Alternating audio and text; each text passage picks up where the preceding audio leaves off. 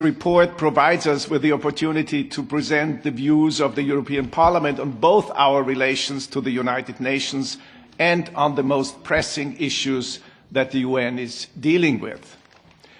But before I go into the detail of our report, let me briefly pick out one issue that illustrates the complexities of the challenges that we are facing.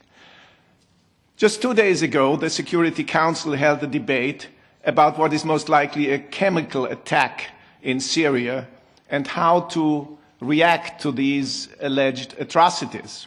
And just as in so many other cases we observed, the veto of one superpower blocked the resolution, and so each side voted against the other proposals.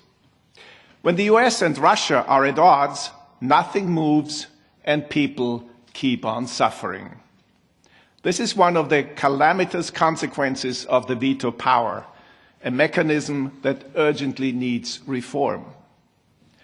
Speaking of which, we actively support the UN Secretary General in his reform agenda to streamline the peace and security structure which needs to become more efficient, focused, and operational.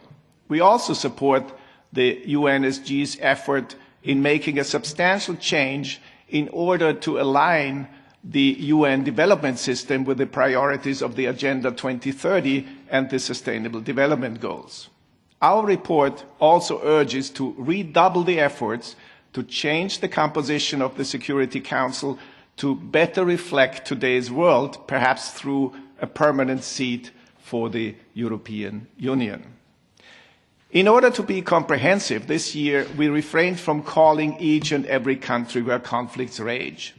This does not mean that we shy away from naming them, but we as members of the AFET have been focusing our attention on most of them over the past 12 months.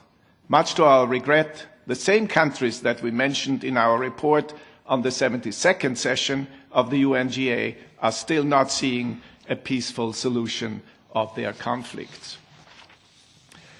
What applies to warfare, unfortunately, also affects other issues. Sexual violence, such as rape, is still being used as a weapon and constitutes a war crime.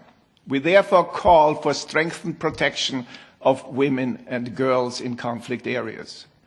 With regard to weapons of mass destruction and the issue of non-proliferation, we support all UN activities, as we do in the promotion of the full implementation of the Arms Trade Treaty, and encourage all UN member countries to sign and ratify the ATT. As for human rights, we are very concerned to observe an ever tighter space for civil society around the world, as we recall that human rights are indivisible, interdependent, and interrelated. When we speak of human rights, our support for the global compacts on migration and on refugees comes right in. We strongly remind the international community to provide enough financial support for the UNHCR in order for it to be able to fully protect refugees around the world. Last, but certainly not least, we reaffirm our commitment to the Paris Climate Accord and stress the need for its implementation globally.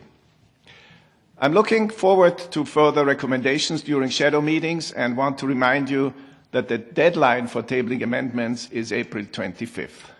Thank you very much. And now we have a number of colleagues